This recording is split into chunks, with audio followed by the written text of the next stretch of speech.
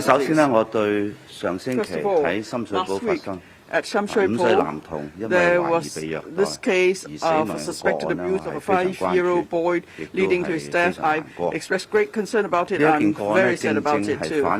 This case shows exactly that we must take forward legislative work on the mandatory reporting requirement for suspected child abuse cases. We must complete the consultation and legislative exercise as soon as possible. I have discussed this case with the Secretary for Labour and Welfare. We agreed that we must proceed with the legislative exercise as soon as possible.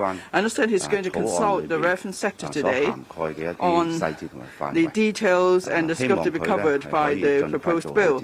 I hope he will complete the consultation as soon as possible and then table the relevant bill to the Legislative Council for their scrutiny. And also in the discussion I mentioned that for suspected or for child abuse cases, there must be a multidisciplinary and interdepartmental effort. There must be relevant suitable training and guidelines so everyone knows what should be done and how the guide should be executed. Secondly, I'd like to talk about the number of confirmed cases you say. Now, the number is hovering at about 10,000 each day, which is at a high level. That means there are at least two risks involved and two points of significance. First of all, for the high-risk groups, there is a real threat of their life with such high numbers because here we're talking about the elderly, the very young, and the chronically ill.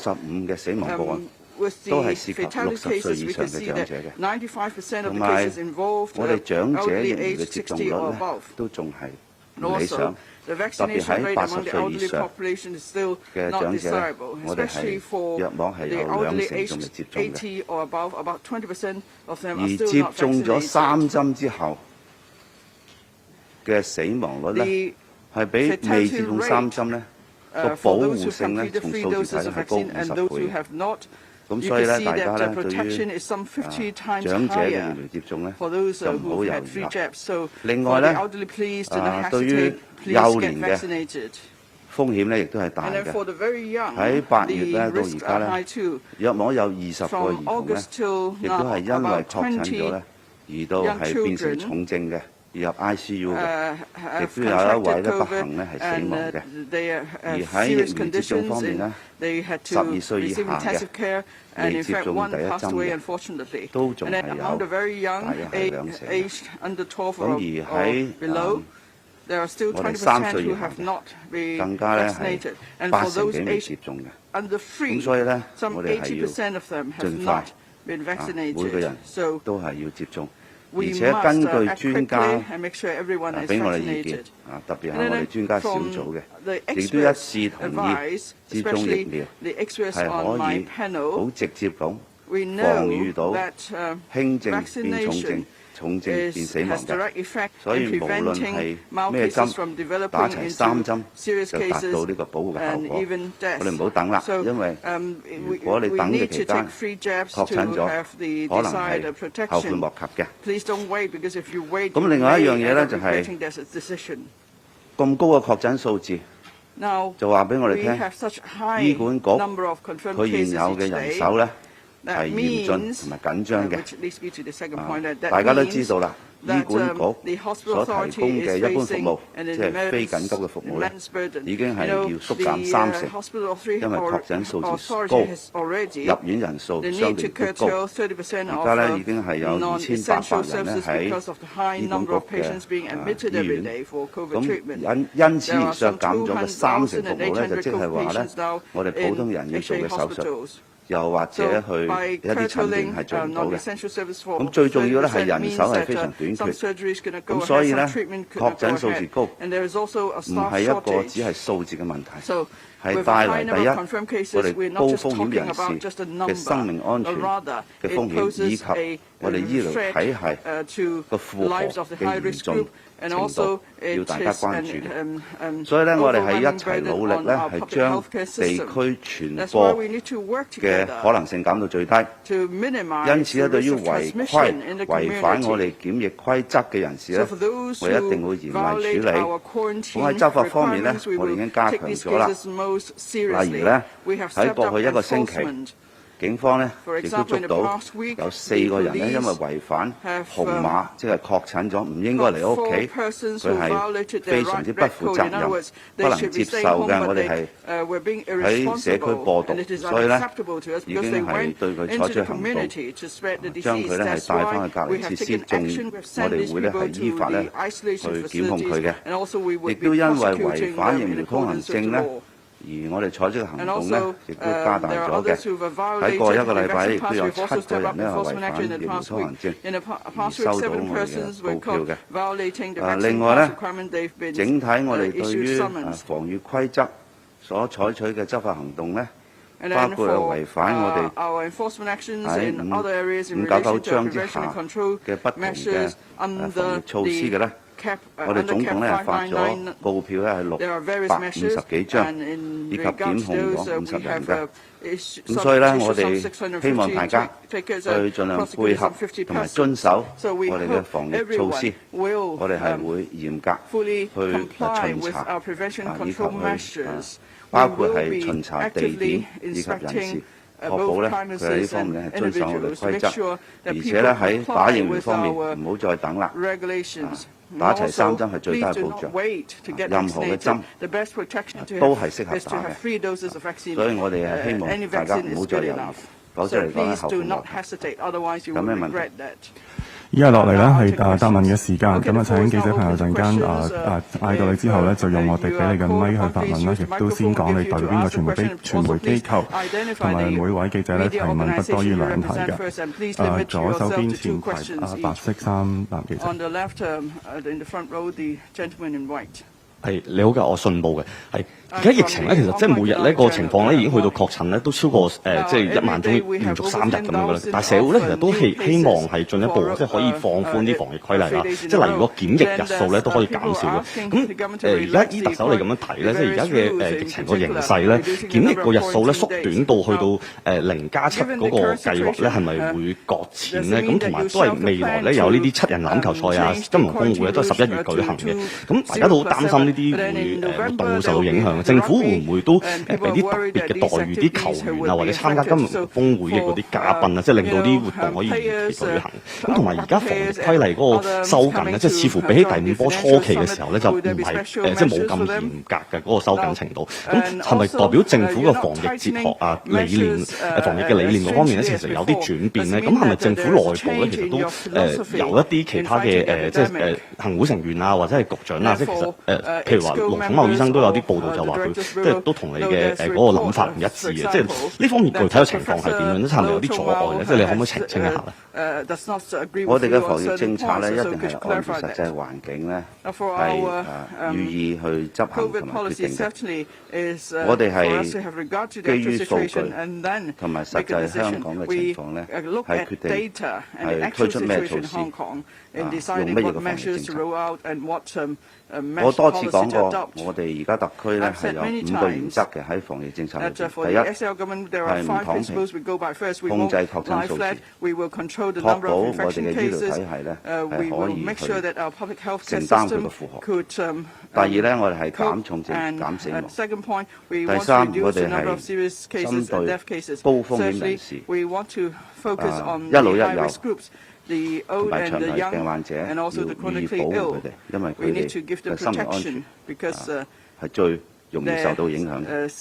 第四咧，我哋係用精準嘅方法去識別不同風險嘅人士咧，用不同嘅手段去管控不同風險嘅人所帶來嘅實際情況同問題嘅。咁所以我哋係引用咗不同嘅方式，包括紅碼以及疫苗通行證等等去處理。第5咧就係我哋會平衡風險同埋實際社會嘅日常活動以及經濟活動嘅需要嘅。咁啊喺呢5個原則之下咧，我哋會按住實際情況咧去推出同執行我哋嘅防疫措施嘅。對於喺將來我哋會係有啲乜嘢嘅措施咧，要睇住個實際疫情嘅情況咧做決定嘅。但係咧有幾個因素咧係會幫到我哋去處理整體嘅疫情嘅。如果你睇我頭先5個原則，第一，去保護我哋嘅高風險人士，特別係1老1幼同長期病患者。最重要嘅就係打疫苗、打針嚟到防疫。咁呢個所以剛才我講，要求大家盡快去打針，兼且最好打3針。第二，我哋都係尋求精準去將不同嘅風險分級嚟到管理嘅。所以我哋對於不同嘅措施，包括社交距離嘅措施咧，都係按住我哋嘅風險級別，從而咧係去推出政策同埋個執行程度咧。按照實際情況而去做嘅。我哋而家所做嘅防疫政策，基於呢5個原則咧，就導致我哋對於不同嘅防疫措施係會有所改動嘅。同過去譬如唔係呢屆政府所採取嘅措施咧，當然我哋係按住我剛才嘅原則去做。另外一樣咧就係喺抗疫方面咧，政府嘅團隊咧係團結嘅。每個人嘅工作關係咧都係非常之愉快同埋良好嘅。喺我哋每次討論政策嘅時候咧，當然我哋都會攞佢嘅利弊攞出嚟討論。我哋喺討論之後，大家決定咗嘅嘢，亦都好一致性去推行。我喺政府裏邊，大家喺任何政策方面咧，都以呢個原則去做。我哋嘅團隊精神係團結同埋愉快嘅。咁所以我哋希望大家都明白我哋有一個希望喺整體防疫政策裏邊充分討論，然後作出最好嘅一啲決定咧。個原則亦都好似我哋以前講過，以最少嘅代價達到最大嘅效果。下一位提問啦，唔該。我哋俾其他行家問好嘛？下一位提問。左手邊前排白色衫。Good morning. Some questions from RTHK. So is the government considering a change in the quarantine measure to a 0+7 in November when international events such as the Rugby Sevens and the summits are held? And also COVID cases have exceeded 10,000 for several days. And in light of the situation, will classes be suspended and will social distancing rules be tightened as well?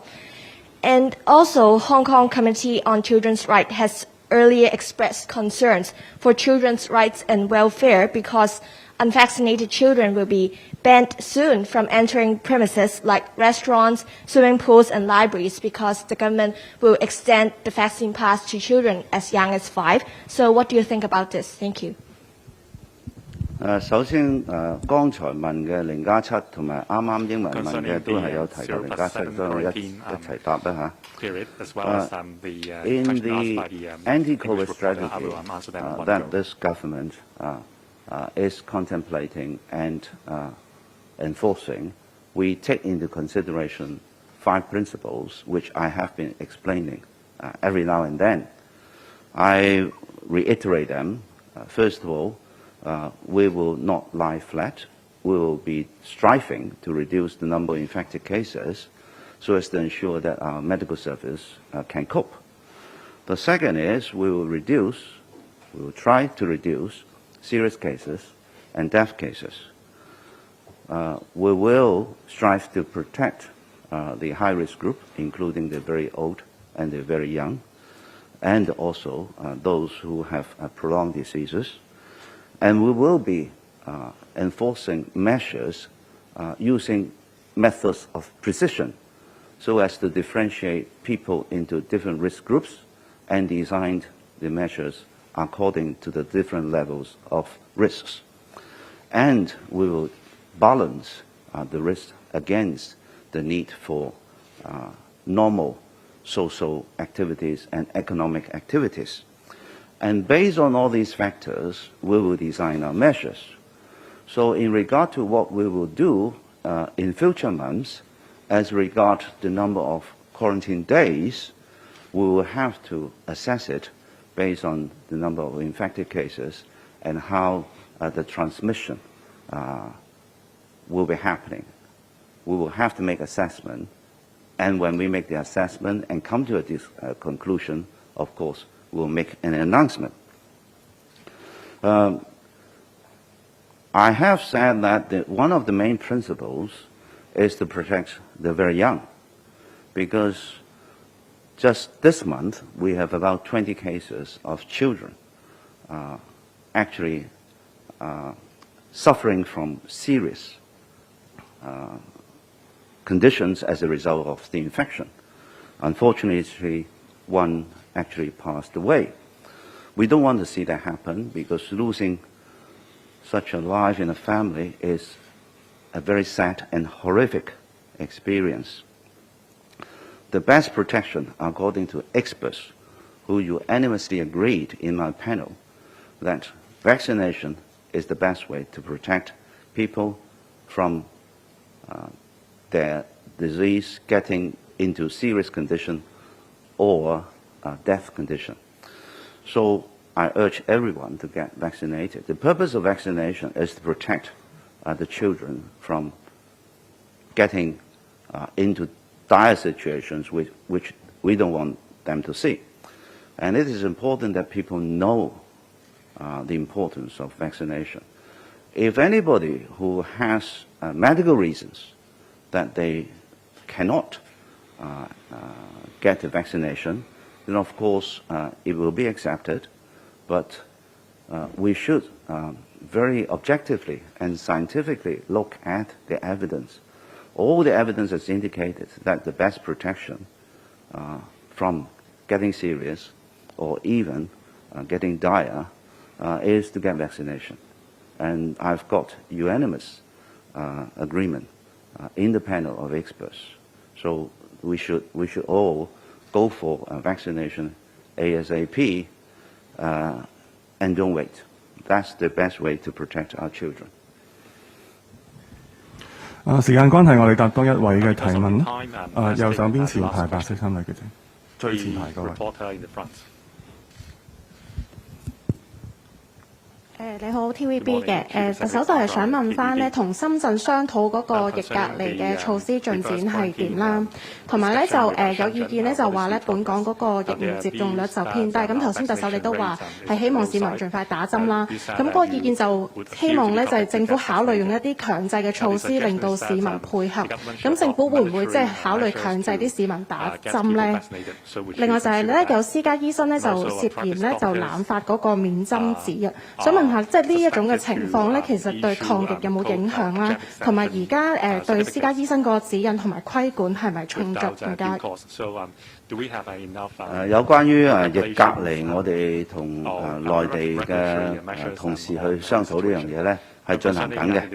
喺我哋特區政府方面咧，我哋係已經係制定咗我哋認為需要好積極討論嘅一啲議題啦，已經制定咗㗎啦，包括咧我哋個譬如係核酸測試嘅標準，我哋嘅點樣用咩方法去用一個閉環嘅方式將完成咗呢個逆隔離嘅人士咧係可以送上去內地唔需要再經過各方面咧，雙方